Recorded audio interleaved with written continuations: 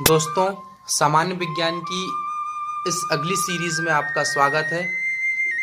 यह जो सीरीज चलाई जा रही है यह एनटीपीसी वर्ग 1, वर्ग 2 एवं वर्ग 3 ग्रुप डी रेलवे के समस्त एग्जाम के लिए बहुत ही लाभकारी सीरीज है। तो दोस्तों, यह चैनल को ज़्यादा से ज़्यादा आपके मित्रों के साथ शेयर करें, सब्सक्राइब करें। चालू करते हैं। प्रकाश संश्लेषण का प्रथम स्थिर यौगिक है ग्लोसरिक अम्ल। राइजोम पादप का भूमिगत प्रारूप है। कौन सा है दोस्तों? तना।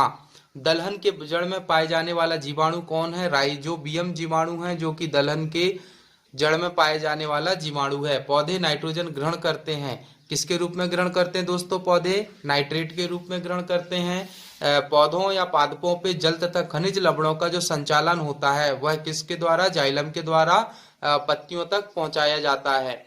पादपों में बना खाद्य पदार्थ जो पौधों पे खाद्य पदार्थ बनता है, खाना बनता है, भोजन बनता है, वह फ्लोएम के द्वारा रेंडमली अन्य पूरे अंगों में पहुंचाया जाता है।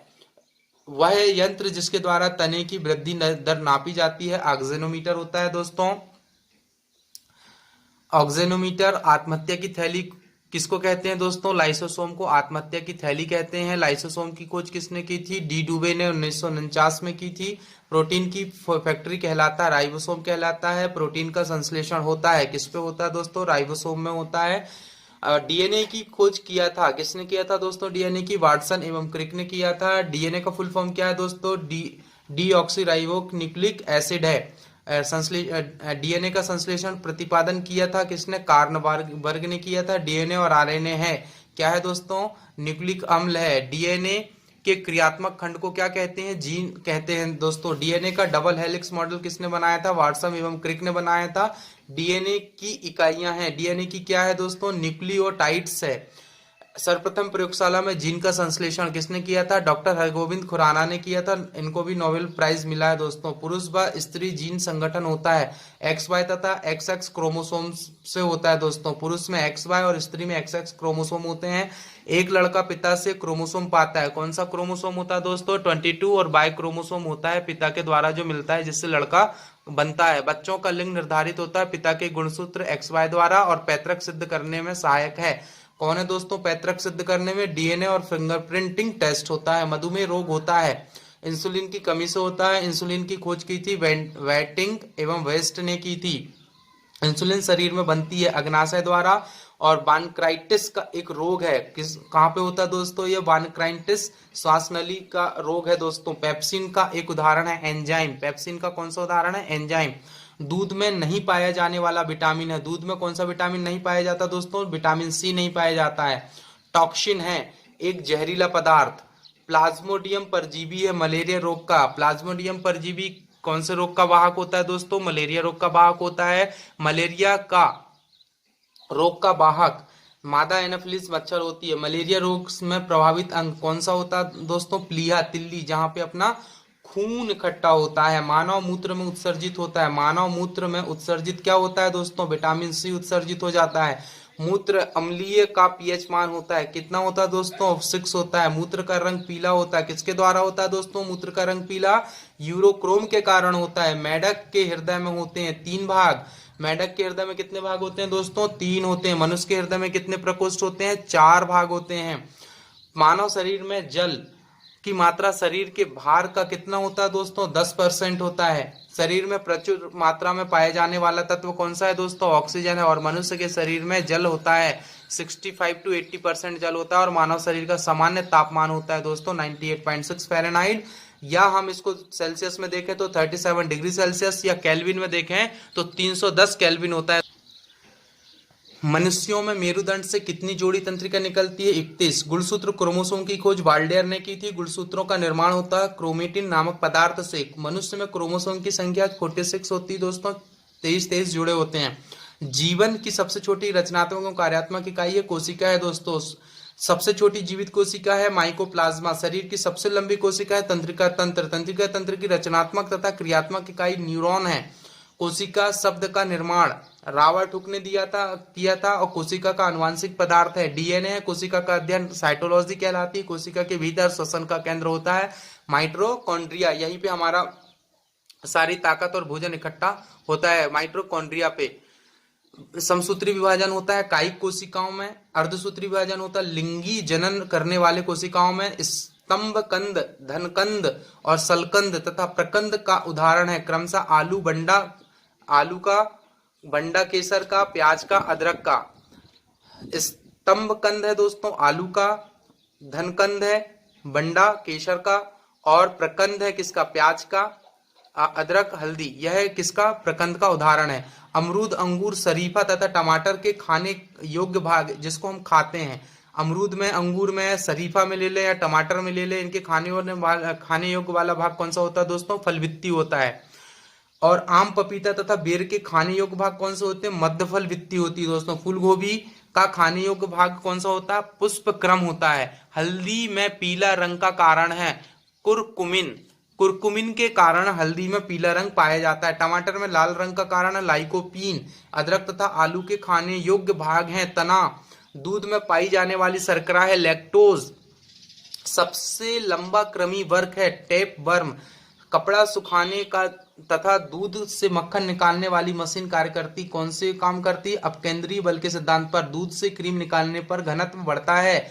एक अश्व शक्ति बराबर 740 वाट होता है दोस्तों। जल का घनत्व अधिकतम तथा आयतन न्यूनतम होता है किस पर होता है, 4 डिग्री सेल्सियस पर। यह बहुत इंपॉर्टेंट क्वेश्चन है दोस्तों, इसको याद रखिएगा। 4 डिग्री सेल्सियस पर जल का घनत्व अधिकतम तथा आयतन न्यूनतम हो जाता है। मूल रंग कहलाते हैं नीला, लाल और हरा। मूल रंग जो कि प्राथमिक रंग है, मूल रंग को हम प्राथमिक रंग भी कहते हैं। इंद्रधनुष का निर्माण किन किन क्रियाओं के द्वारा होता है, प्रकाश का पूर्ण आंतरिक परावर्तन, अपवर्तन और वर्ण विक्षेपण, तीनों के कारण ही इंद्रधनुष बनता है। प्रकाश का पूर्ण आंतरिक परावर्तन, अपवर्तन और वर्ण विक्षेपण।